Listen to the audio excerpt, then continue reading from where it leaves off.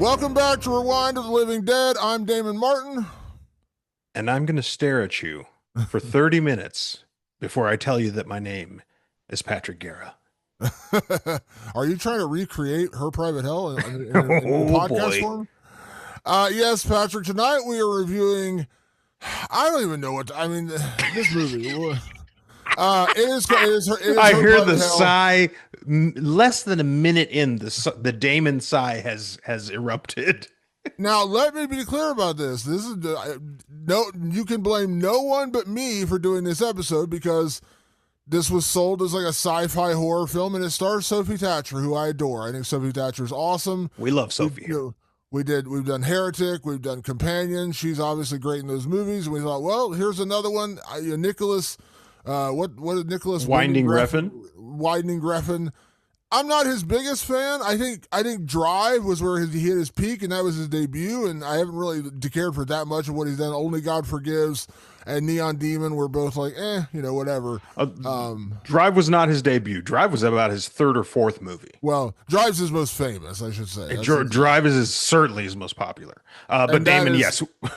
And that movie's incredible, by the way. I absolutely adore it. That's like one of my favorite crime thrillers of the past 20 years. So that's a great movie. That's a universally beloved movie.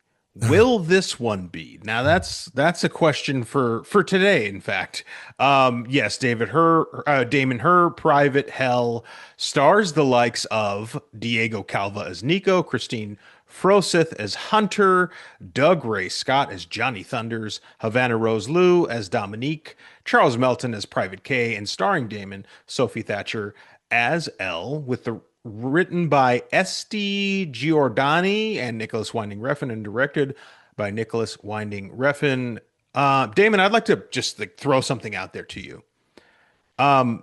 What if we just make this a straight up spoilers from the jump episode? And I'm saying that because I don't even know what part of this movie is the start, the end, the beginning. It's so unorthodox that I don't know how to talk about it pre-spoilers or post-spoilers.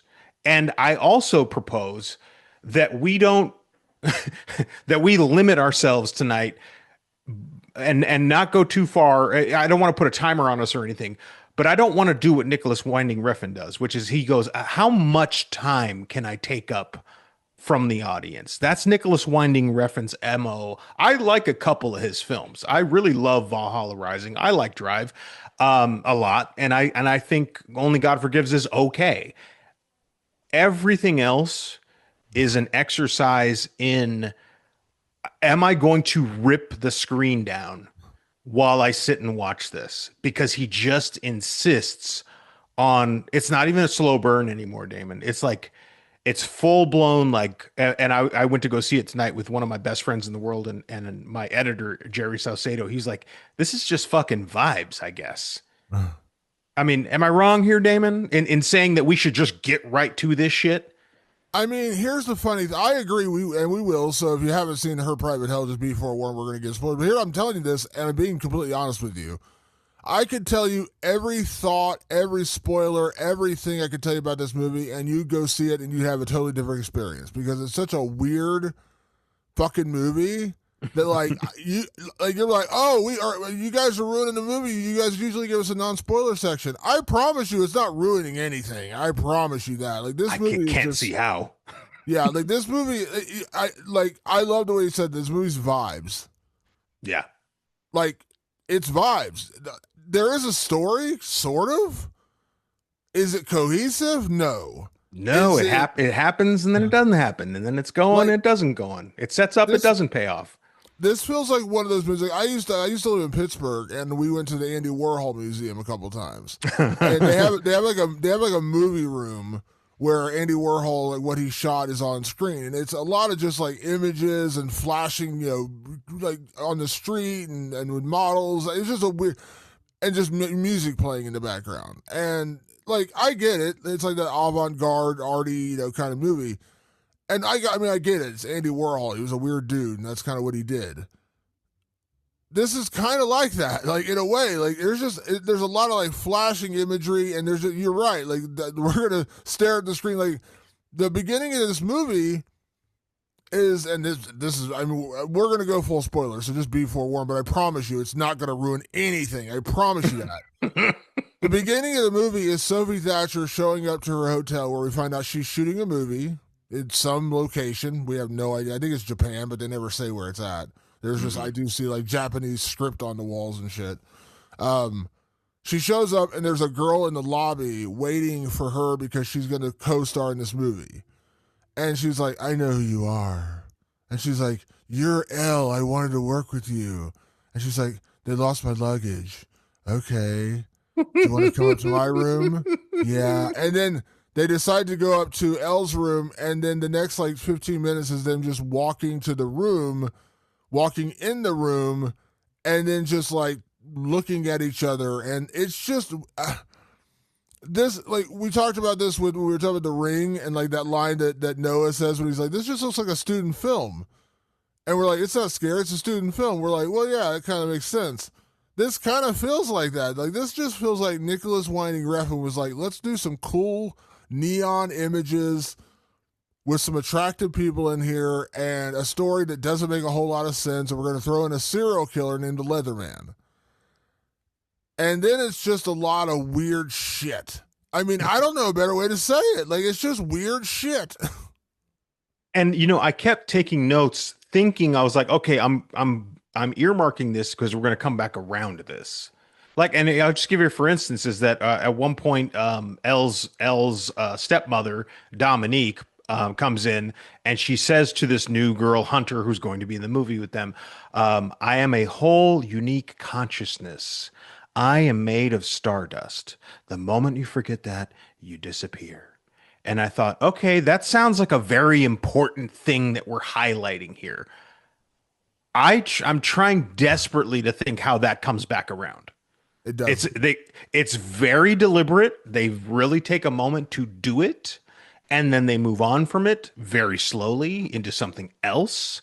There's a lot of leather. I think there's a kink thing going on here with Nicholas Winding Refn, where there's a lot of sort of heightened sexual tension throughout the entire thing. That doesn't really release. I think there's one moment where it kind of releases. There's one sex scene, if you barely call it that, and he chooses to be graphic in strange ways that you would never really mark with a erotic thriller. He's doing things oddly and differently. And I think to myself while I watch this, what drug does he take? Which one is it? I want to know. I want to know if is it a holy dose of mushroom? Is it acid? Is it a combination of a few things? There's a couple of pills out there that are just alphanumerics that I've heard of that are pretty insane. Is it DMT? Where I feel like DMT, sometimes when I see it on screen, I go, that person did DMT. Like it seems very clear to me. This didn't seem like that at all. It seems like he took I don't know, an 8-ball, some heroin, some ecstasy, and some magic mushrooms, and then he watched some Dario Argento movies, and then he said, cool, and let's do it in Japan. And then he was just like, and it's just gonna happen. And you got to just go with me on this. And I'm like, wow, I need to go out and make movies. Because there's a budget on this. I don't know what it is, but it ain't cheap.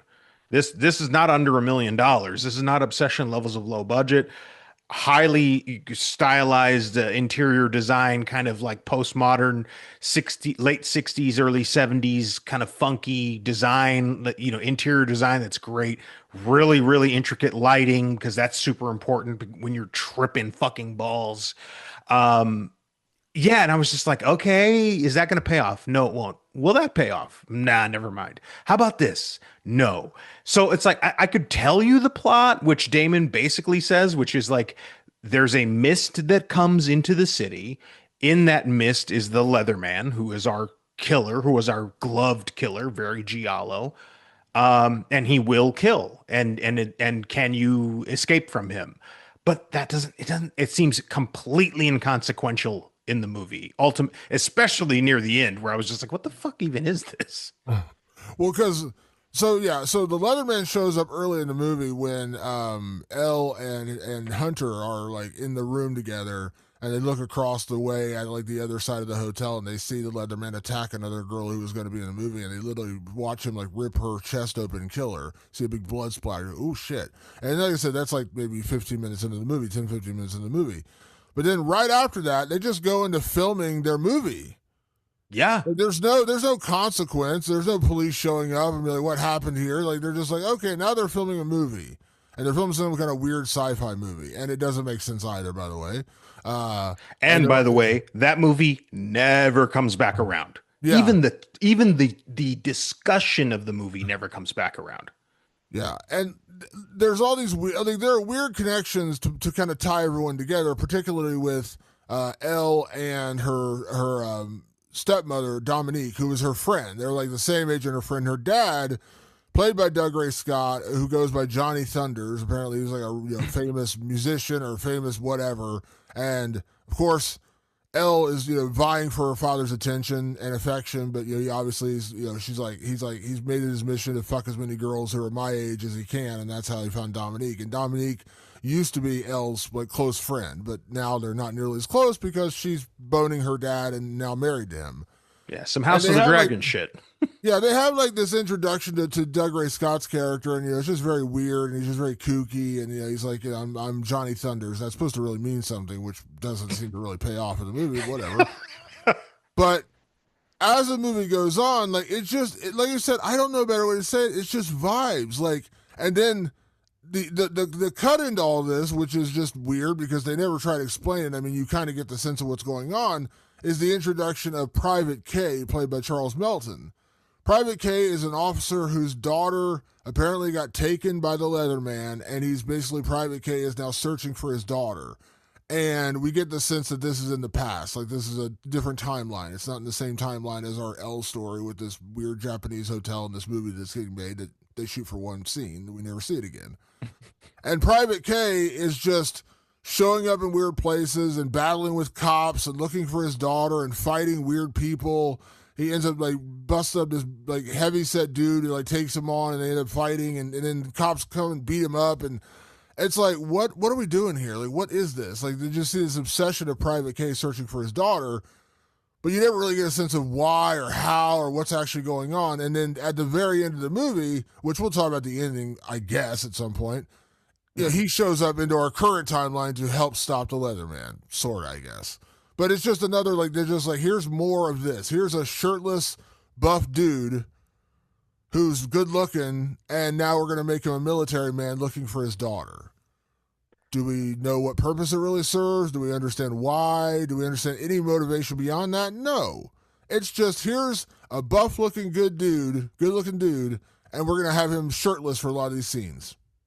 I don't know if I took any much more away from it. I can't take much more away from it. And because of that, I'd like to be tangential here for a minute and just say, when I kept looking at him in those shots, and again, there's a lot of neon, there's a lot of bisexual lighting in this movie, like red on this side, blue on that side, all that stuff. And I'm seeing him there, glistening sweat, muscular, square jawed, mogging the fuck out of everybody, right? And I thought to myself, Damon, if there was ever a time to remake the Terminator and put someone in the T-1000, in the T-800 skin, I think I'd put Charles Melton in that skin.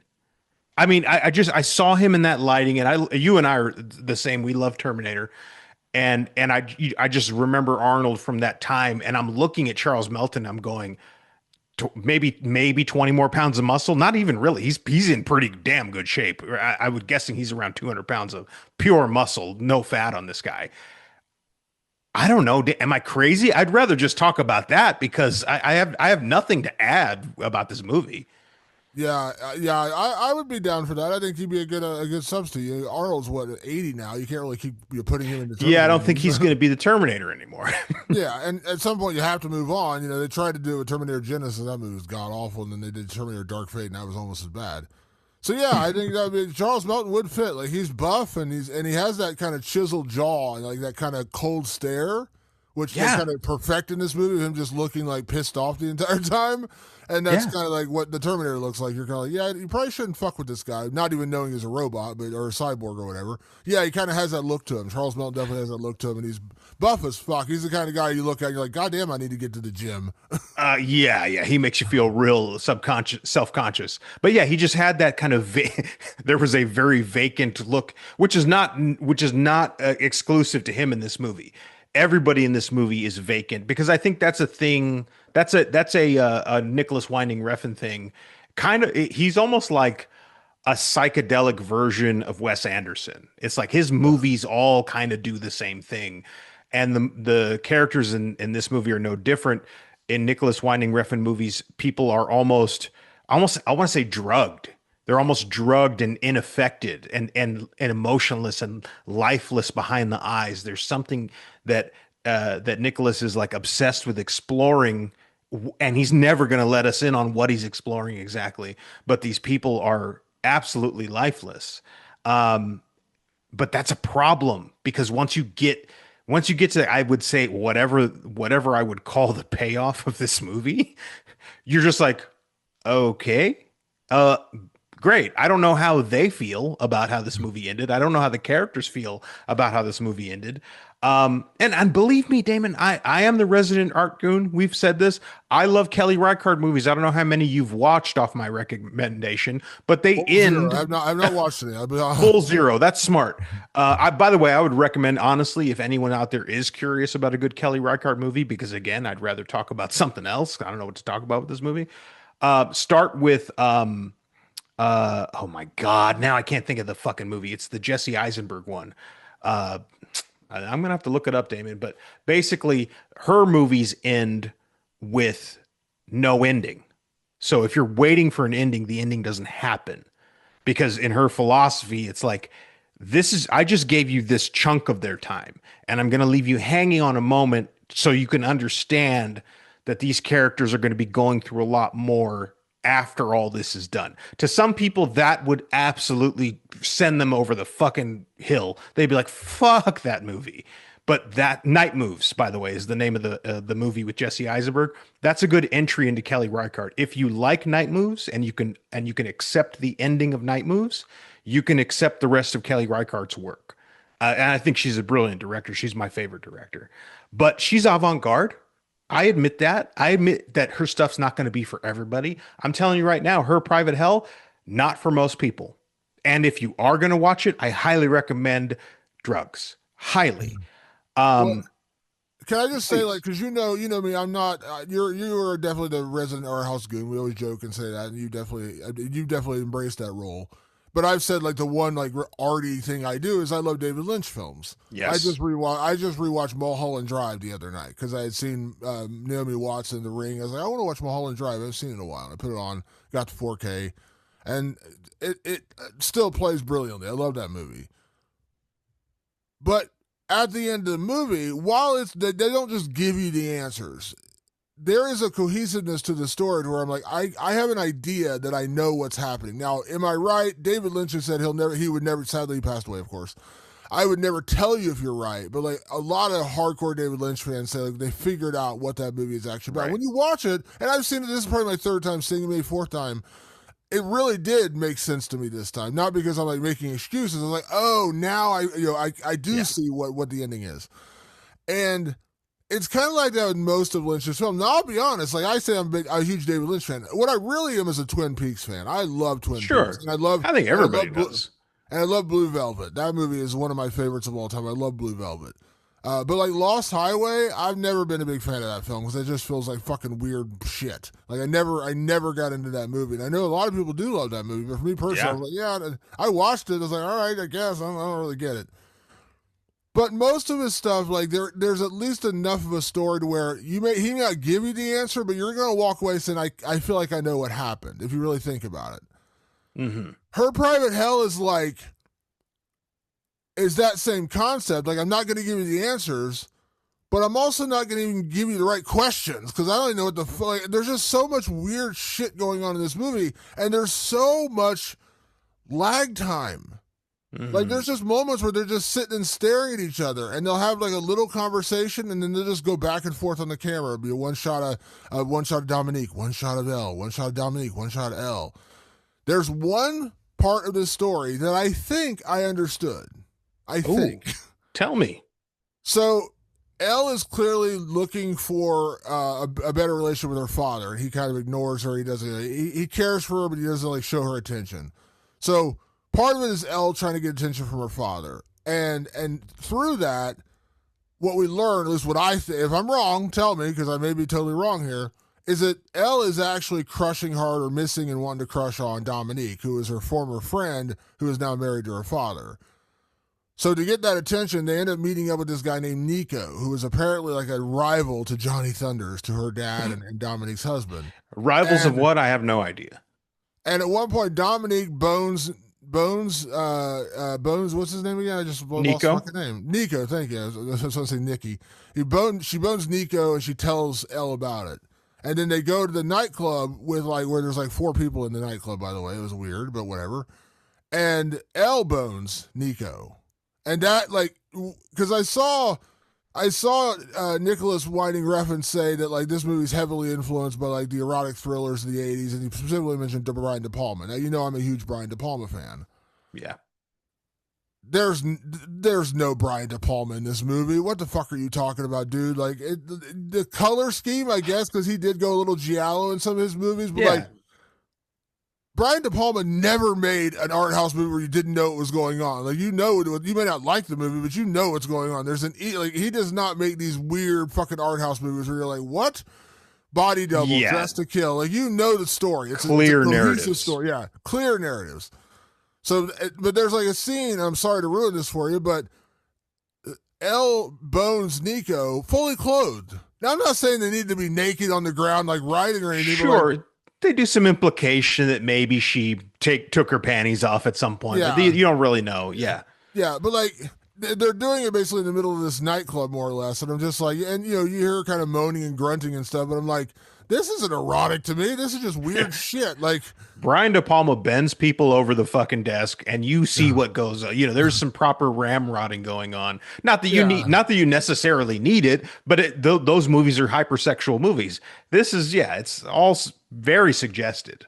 you can't call it an erotic thriller if there's nothing erotic about it. I guess is what I'm getting at. But so from what I understand, so like she's kind of like so Elle's motivation is kind of twofold. She wants to get her dad's attention and she wants to bone Dominique. Like she's had a thing for Dominique. But Dominique at one point makes it very clear she's like, I don't want you.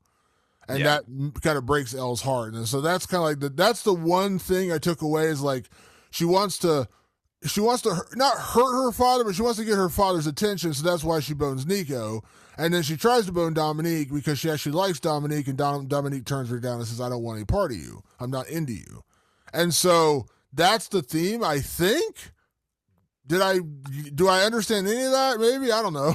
I will say this, and I agree with you wholeheartedly. The most fleshed out thing in this movie is that probably 15-20 minute sequence. It's not short, it's not brief, but that 15 or 20 minutes is the only thing in this movie that is made clear. And it's made clear because of this just really laborious expositional dialogue. Like they air it out, and I go, like, for a movie that's so highly stylized, for them to just go, I'm mad at you and I'm doing this because I'm mad at you. And then Dominique turns back and goes, just to let you know I'm not into you. And you're just like, and these are two very solid actors. Havana Rose Liu was in a great movie this year called Tuner that no one saw. Go see it. I saw it. I saw an early screening of it at AMC, and I was like, shit, this is fucking good, really good little thriller. And she's in that. She's a great actor. We already know Sophie Thatcher's a great actor. It goes without saying. The lines that they were given in those moments, it was almost like, I don't know I don't know if it was Nicholas Winding Refn. I don't know if it was SD Giordani. One of you needs to stop writing dialogue. It's so laborious and just like on the nose. But at least it was the clearest thing in the whole fucking movie, where it was like, oh, okay, got it. So you long for your ex best friend slash lover who is now with your dad. What that has to do with everything that's going on here, I couldn't fucking tell you. And by the way, this massive wedge that Johnny Thunders has put between Elle and Dominique, he never comes back. When Yeah. he says, "I've got to go, I got to do my thing," he just disappears. It never comes back around. It doesn't matter. If the movie felt very Lynchian to me, I'm sure you might disagree because you're like, no, I actually like Lynch movies. I don't like this. But it felt like that to me, where it's just like a thing happens and then it doesn't, it's inconsequential. It was a scene. And David Lynch was a big guy, a big proponent of that. He goes, right, I think he said 70 scenes. He goes, if you can have 70 note cards with each note card is a thing that happens. Once you get 70 of those, you got yourself a movie. Well, David Lynch was the kind of guy who'd, probably smoke a J in the morning, go for a walk, write a scene, come back, write another one. And then before he knew it, after a week, he had a bunch of scenes laying around. He puts them in an order he feels is halfway cohesive for him, good enough. And then a movie comes out of that, but he's David Lynch. And so the world praises him for it. I think Nicholas Winding Refn and people like him want to chase that. But I don't know because I'm not as much of a Lynch guy as you. That formula is clearly not working for Nicholas Winding Refn. It's just not. He Well, had one big hit and everything else, people are like, what the fuck are you doing? well, actually, I had that thought watching. And I was like, I bet you 1,000% Patrick's going to throw David Lynch in my face after watching this movie because I do see that influence. But here's the thing: it's just like him referencing Brian De Palma. I see what he's trying to do, just like Sure. David Lynch. I see what he's trying to do. He's just not accomplishing it. Like I do see the David Lynch of it all. When I was watching, I was like, oh yeah, Patrick's going to throw that right back in my face. Like I love David Lynch, and what was this? I was But sitting there it's just, going, if Damon tells me that he hates this movie, but he loves David Lynch, I need to know how those things shake out. but remember one of your biggest complaints we were talking about, like in the '90s, when I know people here hate me bringing this up with Tarantino, and Tarantino becomes such an influential filmmaker, and people try to duplicate Tarantino, and you're like, stop. You can't do it like that. Like, and you're just not making as good of a movie. You're trying to do the nonlinear storytelling and a crime thriller, and your version of that movie, whoever you are, and there's lots of Yeah. versions of that from the '90s, don't work because you're not that dude. You're not Tarantino. He has a skill to do it. Even whether you love or hate him, he does have an exacting skill to pull it off. Most filmmakers who try to copy him make far lesser versions of that. You're like, stop, just do your own thing. Stop trying to be Tarantino. You're not going to do it. That's what it felt like here. Like I saw Nicholas Winding Refn say literally Brian De Palma, and he named somebody else too. I mean, it was Paul Verhoeven, obviously, who did Basic Instinct or something like Sure. that. Yeah. I see what you're going for, but you're not pulling it off. And same thing with Lynch. Like, yeah, you use some weird kooky images and nonlinear storytelling and scenes, vibes. I get it. But you're not as skilled as David Lynch the way he pulled it off and the way he did it. So don't do it. That's what I'm saying. I see where you're going. I see what you're not wrong. I see the influence. But Nicholas Winding Refn, sorry to say, at least with this movie, has not near the skill to do either one of those things. He didn't do Brian De Palma. He didn't do Paul Verhoeven. He didn't do David Lynch right. He didn't do Dario Argento right. He did. I mean, Yeah. he didn't do erotic thrillers right. I was like, no, erotic thrillers. There's like 4 or 5 more sex scenes. Like, there's a little light Yeah. on sex scenes. You open with one, you get one about every 15 minutes or so. You lay another one down. So he's kind of whiffing everywhere. It's really Yeah. weird. But I can applaud the balls on him to just go, no, I'm going to do this. Like, I can appreciate that. It doesn't mean I can appreciate the movie because I was sitting there going, oh, I needed way more sleep. I needed way more sleep to sit through this. It's 109 minutes, and it feels about 2.5 hours. Yeah. Genuinely, like it genuinely does. And I was just like exhausted by it. There are moments, and again, they're vibes. So it's almost like, was I delirious and sleep deprived in that moment? And do I imagine it the way like? I think on drugs, I bet this movie rips. I bet this movie kicks fucking ass on drugs. And you just be like, oh fuck. Especially with like there's big sound design. It's real thumping music. I knew you could hear all that crackle of like stiff leather, which is a very big De Palma, Dario Argento thing, like leather and the kink of all that and all that shit. I was like, if I was in a headspace, that all that would fuck with me. I would definitely be like, wow, that really got me. That really got me in a really interesting way. Like one time I watched The Substance high off my ass. I mean, woo, like gone to the moon. A religious experience, genuinely amazing. Then I watched it like 4 or 5 other times, like just completely sober, and was like, yep, this movie's still fucking sick as shit. But I do feel like most of the Nicholas Winding Refn catalog, I think you need to be high as fucking as donkey ears, Damon. It's funny you said that because like I remember I did. Have you ever done the sensory deprivation chamber before, where you lay in like the salt water and the darkness Not and everything? quite that, but I've done stuff like that. So I'm not trying to name drop here. I'm just being like, this is literally where I heard about it from. But I was talking to Joe Rogan one time, and he was telling me about it because he built one at home, and he Yeah. would do DMT and go into the sensory. And he was telling stories about how he would travel to different dimensions and like be in a whole different world, like crazy shit. Now I never did DMT, and I didn't really want to do DMT, but I was like, I really want to try this out. So I went to a sensory deprivation chamber and took a heavy dose of edibles.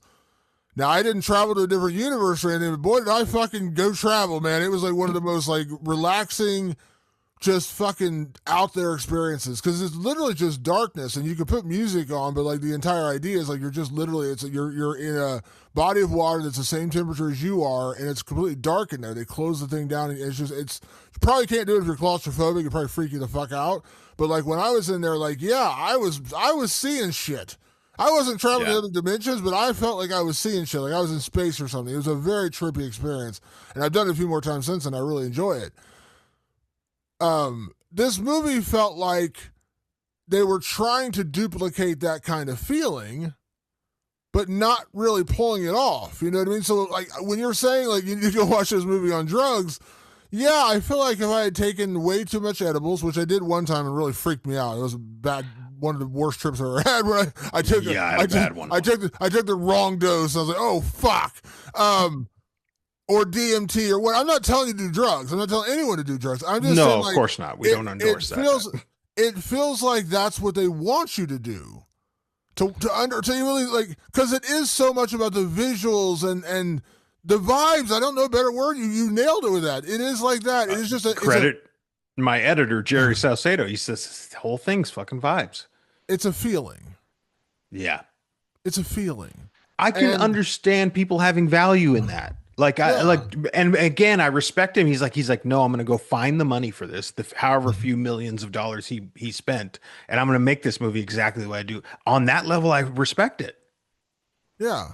And I saw Sophie Thatcher talking about this, and they're like, do you feel like this? She's like, she admitted, she's like, I want this to be a very polarizing film because I saw coming out of, I think they opened it at Cannes, and there was like, a few people be like, man, what an amazing accomplishment. It was a crazy movie. You know, applaud, applaud, applaud. And I saw a lot of reviews be like, what the fuck was this? Like, this is just like, this is the weirdest shit ever. And it, like, if you look at their page right now, I think it's like 44% of Rotten Tomatoes because it's been out for a while. You know, Cannes was several months ago, and it's obviously been, you know, screeners and things like since then. And I understand a movie like this. I mean, she's right. Like, you're not going to get 100% approval. This is not going to be a universally beloved film. I don't care, you know, how much drugs you give the audience. You're not going to get 100% approval in this kind of movie. And I think that's kind of what they were going for. But my biggest problem is they're talking about all the influences, and I don't feel like they really nailed any of them correctly. You know what I mean? That's like me saying, dude, my favorite band is Metallica, and I'm gonna make a Metallica song, and it's gonna be. I'm not even lying about it, man. It's gonna be a straight up Metallica ripoff, and then you play it, and you're like, that sounds more Why like did Rush. you only Like, use why did you only use kazoos?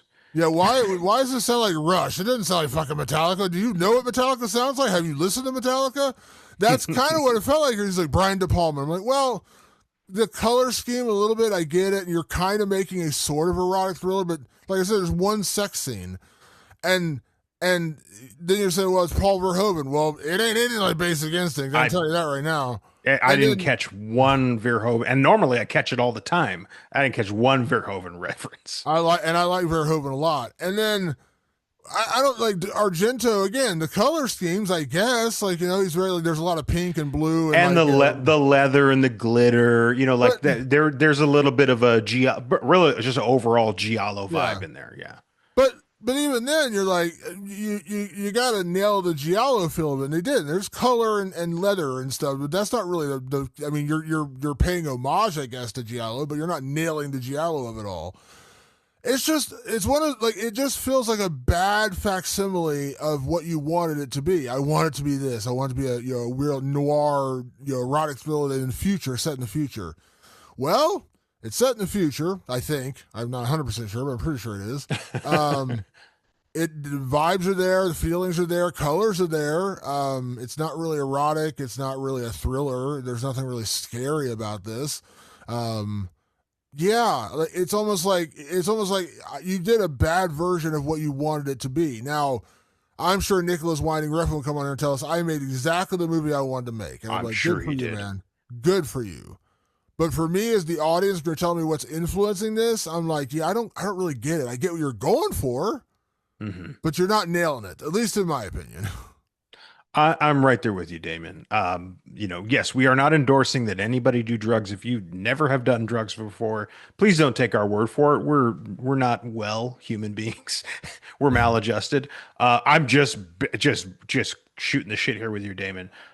What dose got you on that bad trip? I'm very curious. Like milligrams wise. 25 milligrams, yeah, in one dose. Okay, I took a. Are you familiar with gold caps? Yes, I am. Yes. So gold caps, if you don't know, out there in Weedland, is pure THC. So nothing else cut with it. They just put like a vitamin E pill over it, but it is pure THC. I did 40 milligrams, and I was sure that I had been dead for 1,000 years. And some people do 40 milligrams just to get through the day. I mean, I know, like, I don't have that kind of tolerance, and I don't do drugs on any regular basis at all. Yeah. But I hit 40 milligrams of a gold cap, and yeah, I went and visited Dormammu. I usually, I'm like a 5 to 10 milligram person, like that's my max. But I bought an edible canister, bought the wrong dosage. Because usually I just take one edible. That's usually what I take. Right. Yeah, it's me too. I had a really bad headache. I took some medicine, couldn't get it to go away. I was like, hey, I'm just going to take some of this. Maybe it'll just, it'll calm me down. Maybe not get rid of it, but I can at least, chill out. And I took it, and I was laying on the couch. I'm like, what in the fuck? I was like, I'm like zoning out and tripping out. And I'm like, and my eyes are like bugging out. And I looked, and it was the indica kind, which is the energetic kind, whatever. Yeah. It doesn't put you to sleep. It's energetic. I looked at the thing, and it's 25 milligrams, and I ate the whole thing. I was like, oh fuck, no wonder I had to lay on the couch for like 2 hours, and I'm just like staring at the ceiling, like this is just. I was like, I can't get up because like I don't want to fucking fall over or whatever. God. So yeah, it was hard, and so that was a bad one because like I'm like a 5 to 10 milligram person, not a 25. I did like more than double a dose. I was like, what the fuck is going on? Yeah. I think when I hit that gold cap, I don't think I did any sort of weed again for about 10 years. Yeah, I think it's like if it at least had been sativa where it puts you to sleep, I just knock out and I just wake up 8 hours later. I took the other kind, so I was like zoning out. It was very, very trippy. Oh, the TV was talking to me. I remember being in a literal time loop where just the same thing kept happening over and over and over again. And I was like, I can't get out of this. I don't know what to fucking do. And then at one point I was like, oh, I've been dead for a long time. Like I was literally in the fetal position and just like this. So this is what death is like. It's just cold and quiet. yeah. That I feel like I need. So as bad as I was at that time, I feel like I need 2 of those to watch this movie again. Can we talk about the ending? Kinda, I guess. Okay, sure. Why not? So, and now I'm saying this. I have no idea if I'm right. So please interrupt if I'm wrong. So we get to the point where Elle has, confessed or tried to lust her feelings for Dominique, and then the Leatherman shows up and is ready to attack, and then Private K shows up. So I guess he time travels back to wherever we are now or to the future where he's at right now, and Private K and the Leatherman get into a fight. He kills Dominique. He rips Dominique apart, so she dies. And the whole thing with the Leatherman is he's like diamond gloves, and they say he cuts into you and then rips you apart, and that's literally what he does. So he kills Dominique, and then it's Private K versus the Leatherman, and Leatherman is beating the shit out of Private K. He's beating him up, and then Elle remembers that her father gave her a hatchet for a present when he left town, said, we want to bury, he's trying to get Dominique and Elle to be friends again. He's like, here's a symbolic gesture to bury the hatchet. And she remembers she has the hatchet. She grabs it, and the only way you can kill the Leatherman, they know this even though they've never killed him, is cut off his hands, because that's what he uses as a weapon. He has these diamond gloves, and so Elle cuts off the Leatherman's hands, and he dies, and she saves Private K, and then Private K just kind of fades back into the mist, I guess, going back in time. Never finds his daughter. He does. He finds his daughter. Oh yeah, you're right. He does find his daughter. That's right, you're right, yeah. And she was somehow one of the space cadets from the movie. Yeah. They and I was like, I don't know. Like a very young Asian girl, and you're like, what? Because like all the other girls were like... all the other girls like in their 20s, and they show her she's like 12 years old, but whatever. Yeah. So Elle kills the Leatherman, and Private K gets his daughter back and fades into the mist. We have to assume they're going back in time where the fuck they're from. And then at the very end of the movie, there's these two women who they've identified as witches. They kind of tell this story about there's witches, these two girls, and they show up and they find Elle, and they're like, I don't remember what they said. They're like, oh, good job, or you did it, or whatever. And at the very end, she puts out a pair of gloves, the diamond gloves that belong to Leatherman. She's like, here's your gloves, or here's some gloves, or whatever. Yeah, or you should wear these, something like that. You should become the new Leatherman, I guess. And then credits. Did I get that right? As best I can tell, yeah. I was really waiting for the moment where it was clear that Johnny Thunders was the Leatherman. I thought that was coming, and that never came. And I still don't know if that isn't the case, because those two witches they were like the costume designers on set, I think. They were fitting Hunter and Elle for their clothing, and they were pricking them with their sewing needles or whatever. And so I think there's some tie. I don't know how the tie-in works. I don't know. All I know is that when it was all done, I was like, well, I sat through a movie, I think. Like, that's literally how I felt. Like, I thought it was going to be either Johnny Thunders, or it was going to be Nico. There's going to be a big reveal that was one of them. Like, that was the big reveal they were the leather. Or I almost thought, like, in a really trippy way, because how trippy this movie was, like, they're going to show it's a future Private K. Like, he became the Leatherman. He became obsessed with finding his daughter. Right. And he became the Leatherman. So now you get the past version fighting the present version, or whatever. That didn't happen. So I'm like, okay, so everything that I thought would tie it all together didn't happen. They never show you who the Leatherman is. Like, he dies and just fades away. And then she's like, here's your gloves. Credits. I'm like, what? What? I'm sure if we were to ask Nicholas Winding Refn, like, go ahead and just tell us what the fuck it is. Like, I'm not going to interpret. What does it mean to Nicholas Winding Refn? And he'd probably be like, oh, Leatherman represents rage or jealousy, or scorned lovers or something. I don't know. I'd be like, pick something, please, and help us, because I got to sit through 109 minutes of it. I got to know where we land. And I've watched some fucking out there movies, Damon. I watch some weird shit sometimes, and I'm just like, I watch shit where it's like the credits roll 3 different times in the movie, and you're like, okay, and the movie's only an hour in, and you're just like, what the fuck is this? I watch weird shit, but I get something from it. I didn't get anything from this movie. I got nothing. And here's the other problem, and my issue with this is when you watch a movie that's kind of like that avant-garde arty film, and you got people saying, oh, you just didn't get it. You didn't understand. I hate that shit. Like, no, yeah. I got it because it didn't make sense. Nothing really made sense. Like I said, the one cohesive storyline was the one I was talking about with Elle's like weird obsession with Dominique and her father. But like, that's really it. Like, the ending made zero sense. Like, they got the Leatherman. Private K goes back in time with his daughter. We assume he's going back in time with his daughter. And they're going to turn her into the Leatherman now, I guess. They're showing the gloves and like, here's some gloves. Sure, why not? But don't tell me that like it's this existential, story about rage, or existential story about, the loss of a father, or a father's love for a daughter, whatever. Sure, to you that's it. But I hate when people talk down to me like I just didn't get it. I got it. It was weird, arty shit that didn't make any sense. And there were like in my theater. I one guy fell asleep for sure because I heard him snoring behind me, Yeah. and I almost dozed off a couple times. I'm like, what the fuck? Like I was like, Jesus Christ! I had to wake myself up. I was like, what is going? Because there's just so many moments of just like weird silence, Yeah.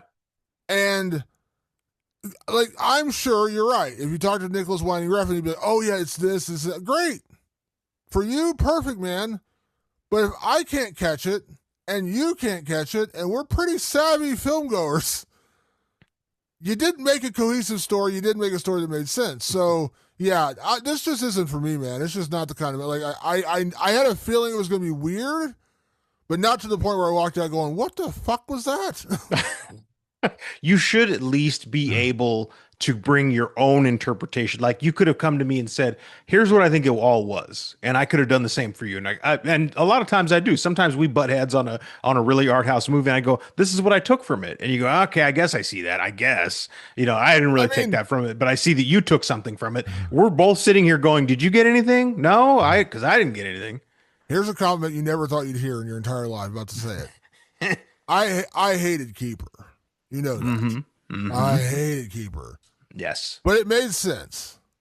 It was Yes. it was a bad movie. It was a bad story, not good in 1,000 different ways. But I understood I understood the story. It just didn't work. Yeah. This was like I joked about it before with the whole with the fucking movie I quoted before the I care disturbing behavior. Who put the acid in my spam? Like that's literally what I was thinking watching this movie. What the fuck is this? Like I hated Keeper, but it was a cohesive story. I got what they were going for. This story, I feel like someone smacked me over the head, and I was like in dreamland. And you're like, what the fuck is this? Yeah, I don't get it, man. I really don't get it. And like I said, teach their own. I'm sure there's going to be people who think this is a brilliant movie, but I read a lot of reviews, and they're just like, what? Yeah, it's a very what movie. Yeah. Do you want to get into some categories, Patrick? Because Lord knows we got that. Let's try it, Damon. Let's see what happens. Let's talk about best performance, sure, because like people were acting in here, I guess. Like There were people acting. That's a fact of this movie, and I give my best performance to Sophie Thatcher, who plays Elle. Just because I'm a fan of Sophie Thatcher. If Nicholas Winding Refn doesn't have to explain, neither do I. yeah, I mean, I'll go. So I love Sophie Thatcher. She's one of my Yeah. favorites, like period. And listen, I know she's like a musician. She loves to make weird shit, and I get it. That's probably what attracted her to this role in the first place. And she can now check that box and say, I made some weird shit that, isn't Heretic, it isn't Companion, it isn't Yellow Jackets, which is what she's best known for. Cool. She's good. I mean, she's a great actor. So, like, what she has to work with here, sure, she pulls it off. What she pulls off, I still don't completely know, but she pulls it off. So yeah, she's the best performance. And also, I do want to give a special nod to hold on, let me get back to the quote the list here. Havana Rose Liu, you mentioned her. I was familiar with her as well. She's great in this movie. She does a good job for what she's working with. So sure, I'll give her a little nod too. Yeah, hey, why not? We're just handing them out today. Yeah. Next category, Patrick, MVP. I'm really curious about this one. Who gets your MVP for Her Private Hell? The hardest working man on set, cinematographer Magnus Nordenhoff Jonk. I will say there's a lot of lighting going on. But specifically for one specific scene where they go to what I think they call it like the uniform party or something like that. I forget what they call it. Which is a club. They go to a club and there's nothing in the club except a bunch of mannequins and them. In that scene, there's these incredible lighting setups where it's like it flashes from one angle and lights them a certain way. And then in the next second, it flashes from another angle and lights them a completely different way. And then a third angle. And that changes kind of how their expressions are. And they're moving through this scene together, doing what I can't tell you.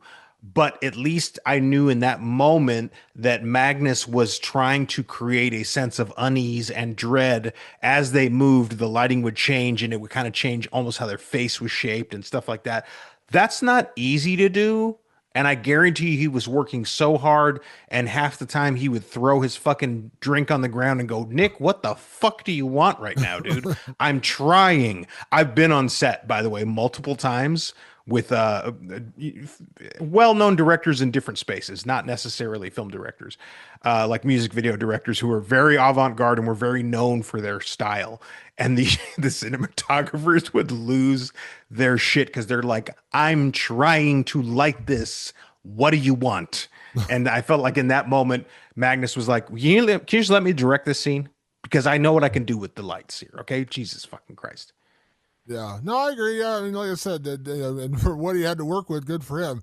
My MVP, actually, this is not like I'm not joking. I'm not trying to make fun of anything. I'm being honest about this. If there's one thing that he did nail in this movie is the score, which is by Pino Donaggio. Now, if you don't know that name, here's where it comes from: the Brian De Palma school. He made the music for Carrie. He made the music for Dress to Kill. He made the music for The Blowout, which is a great movie. If you haven't seen Blowout, you need to watch that. It's a great Brian De Palma movie.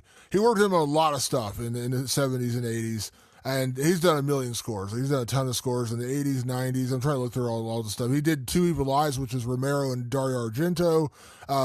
He did Raising Cain, which of course is a Brian De Palma film. He did a lot of Brian De Palma films, and Snake Eyes, which it actually got replaced, but like he did the original score for that movie as well, the one with Nicolas Cage. He did, and this movie. So you're talking about like all the extraneous dialogue. When they're not talking, it's like 5 minutes of just music, and it's just the score. Like there's a lot of empty space filled by score in this movie. So yeah, I mean, Pino Donaggio is a very famous composer. And clearly he's like, I want to make a Brian De Palma film. And Pino's probably like, this doesn't look, he's Italian. Like, I'm doing Gorlami. I'm a terrible, like, this isn't anything like a Brian De Palma film, but sure, let's go with that. You're paying me, right? Check's cleared. Let's go. So that's his Brian De Palma influence, using the guy who did the score for all the Brian De Palma films. So yeah, sure. But it actually, like, it is an effective score, and there's just a lot of it in this movie. Like, there were moments where I'm like, are we just not talking for like 5 minutes and we're just doing the score? And then they get back to talking, and it's like 10 minutes of extraneous dialogue. Yeah, then I was like, please go back to the 10 minutes of score. I would Pino and Magnus working overtime on this movie. Yeah, they had their hands full. Patrick, next category, biggest what the fuck moment. I can just say the entire movie, but I won't. But yes. That would be a fair assessment, yes, Damon. But there was a moment where it was Hunter, Elle, and Dominique, and apparently Elle and Dominique used to talk to each other like wolves. And they do this thing where they start kind of barking and yipping and whining at each other. And I was like, the fuck is happening right now? Like, just genuinely, what the fuck is happening? I'm sure as actors, they probably loved it because actors love to just go completely insane. I think of Lily Rose Depp in Nosferatu, where she goes full fucking psychopath. Like, sometimes actors really just want to let it all out in that moment. And that felt like a moment where they were doing that. But I was like, what the fuck is this?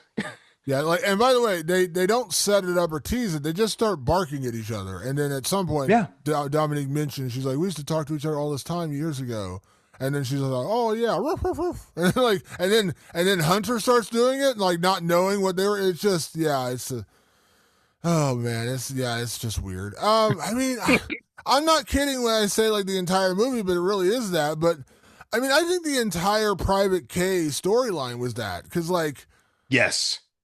There's just so much of just like him walking into, and then cops just beating the shit out of him and getting into like a giant brawl for no reason, and then it just ends, and he goes on his merry way. Like, it literally, every time we meet Private K, he's just walking into a place supposedly looking for his daughter, and he gets into a fight, and then the cops come beat the shit out of him, and then he gets out again. It's just that over and over. It happens like 4 times. Yeah, and I feel like it added nothing to the movie. That's what, like nothing to the movie. Like, they make it, I think I got this, and please, like, I think it was a past, like, he was in the past. He wasn't in our present you're right. day. Yeah. And then he shows up in the present when the Mist shows up and the Leatherman shows up. So they kind of combine the timelines or whatever. But even that's not totally clear. Like, they're not just telling you, because they're just like, oh yeah, here, and you see like the cops come and they beat the shit out of him, and you're like, cool. Why? Why? I don't know. Every scene he's in, I'm just like, I literally was like groaning. Oh God, here we go again. Because it's just so weird. It made no sense. It didn't really fit into the story at all, or whatever story there was. Nothing fit. Nothing in this movie fits. This was like a puzzle with absolutely no corner pieces, no edge pieces, and just a whole lot of shit that didn't fit together. Like this is like, did you combine like four puzzles together and just give me random pieces to try to fit? What the fuck's going on here? I just want the same drugs that he takes. Yeah, I want to seriously. know what it's all about. Yeah. Next category, Patrick: remake, sequel, or leave it alone. I think I can say for both of us what the answer is on this one. Damon, hell of why? Let's just go for a sequel. Why not? I'm not going to see it. But hey, if I got to choose something, and I don't even need to explain it. Apparently, I'm creating a secret fourth answer to this question. Erase it from history. okay, so that's a leave it alone. Yeah, leave it. I mean, I don't know what in the fuck. Like, you tell me like remake it. What would you? I mean, I don't know. You could make this into a cohesive story. Honestly, like it's just so weird and yeah. So leave it alone is the answer because I like. Yeah, I don't. I saw it once, and that's already too much. So yeah, I don't. I guess that's the answer. Leave it alone because I really have no desire to ever see this thing again. So sure, let's go with that. It's just weird. Patrick, this is an interesting category. Can we survive this horror film? Now, there's like three dudes in this movie: Private K, Johnny Thunders, and Nico. Yeah. So I don't know where we fit. They all live. Leatherman's the only one that's killed. Yeah. So. Nico didn't die either, right? Yeah, that's right. Yeah, so I guess I guess in that like give me Nico because he gets to bone Sophie Thatcher, so I'll take that role. I guess, and I live. And they also bone Dominique. They don't show that, but they talk about it. So that is the most cohesive thing about this entire movie is that all the men survive. Yeah. Assuming, of course, that the Leatherman is not a man in there, but just some sort of entity. Otherwise, the men seem to survive. Yeah, so I guess we're making it out because we're dudes. So I guess that's the only reason I can tell you that we're surviving. Otherwise, I'm just walking around lost in uniform night, the nightclub, and going, "Why is there only mannequins and loud music in here? Is anybody partying?" There's like four people in there. Like, well, this is weird. Why are there four people in this nightclub? That's supposedly a hopping place. Like, what's going on here? Yeah, sure. Why not? Patrick, last category, is it scary? Now, I'll tell you this. Let me go first on this one. Please. This movie is absolutely terrifying. Mm-hmm. Because you're like, what in the fuck is going on here? No, I'm joking. Like, this is like, it's not scary. It's just confusing. Like, yeah, it's the kind of movie that you're going to walk out of going, I need Advil or Tylenol or something because my head hurts trying to wrap my head around what I just witnessed. I don't know a better way to say it. It's not scary at all, though. There's like, I was shocked. Like when I was watching, I was like, I get like the sci-fi part of it, like very futuristic and then futuristic hotel or whatever. But I'm like, how is this horror? Like they did tout this as a horror film, and yes, technically, the Leatherman does rip a couple people's chest open, so you do see some blood and shit like that. But yeah, there's nothing scary about this movie outside of being scared that like somebody would force me to go see it again. Like if that's what you want to scare me with, like, okay, your punishment is you have to see Her Private Hell 3 more times. No, that's my private hell. Yeah, this movie is it was a fever dream acid trip that had a slasher pop up once or twice. Like genuinely, like that's kind of what it was. There was when the Leatherman first appears, I go, oh shit, okay, cool. So we're in a slasher, got it. Like a giallo slasher, no problem. I can do that. And then it just becomes 300 different things, and none of them ever pan out. Yeah, it's just none of it really fits together. Like I said, there was like a couple of moments where I'm like, I get it, I see what you're going for. And then no payoff on it. And especially the Private K story. I was like, what the fuck are we doing here? Like, this is just bizarre. Like, he's looking for his daughter for eternity, I guess. Like, is he in hell? Is that he gets out of hell? I don't know. I have no idea. Why is she wearing the clothes from the movie that they never finished? Yeah. Yeah. There's literally one scene they're filming. And by the way, there's no cameras when we're seeing them film this movie, by the way. They're just in the scene. It's just, I'm sorry to say, man, this was not for me. Clearly not for you, and I don't think it's gonna be for a lot of people. I hate to say that, but like this isn't like there were people who liked Keeper, legitimately liked Keeper. Sure, maybe not a lot of them, but there were. I don't know how. I don't know, like unless you're just a big, huge. Now he's Nicholas Winding Refn goes by NWR. By the way, that's his thing now. It's NWR. Sure. if you're a huge fan of his, you're like, this is the kind of acid I trip on, maybe you'll love it. But definitely not for me, I'll tell you that much. And not for me either. Sorry, NWR. Yeah, sorry about that, buddy. Her Private Hell is in theaters right now. They did a wide release on this too. It's in major theaters. They did not just do like a small release. This is in major theaters, so it's out there. It's in your town. Go see it. For better or worse. I promise we didn't spoil anything. I told you, man. You go watch, listen to the entire episode and be like, they spoiled the movie. Go watch it. You'll come out and be like, well, yeah, they didn't really spoil anything. I don't know what the fuck is going on here. That is our episode, Patrick. We have got a very busy August coming up. A lot of new horror films coming out in August. So we will have a classic next week because next week there's no new horror films opening. Spider-Man's opening. That's going to kind of take up everyone's bandwidth for next week, including you and I. We're going to go both see that. That's true.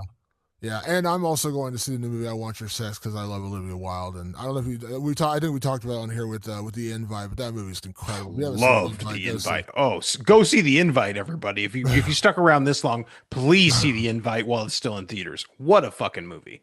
Absolutely hilarious. I mean, it is hilarious. It's a great movie. So yeah, I was so happy I finally got to see it.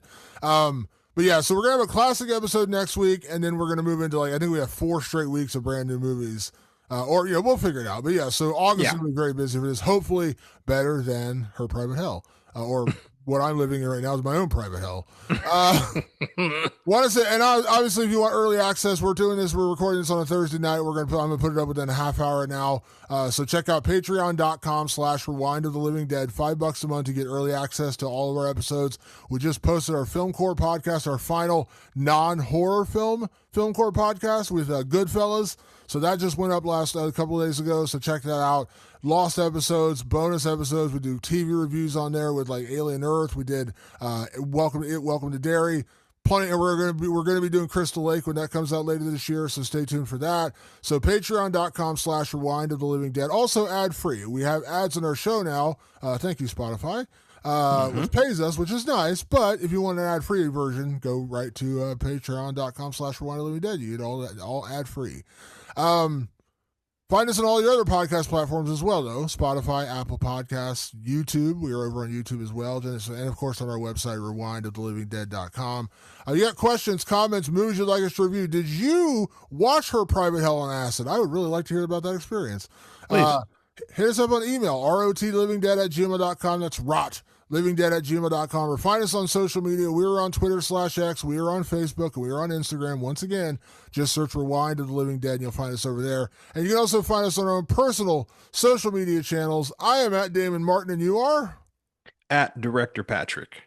And as always, I want to say a big thank you for everyone that tunes in the show. We'll be back next week, hopefully with a better movie for you.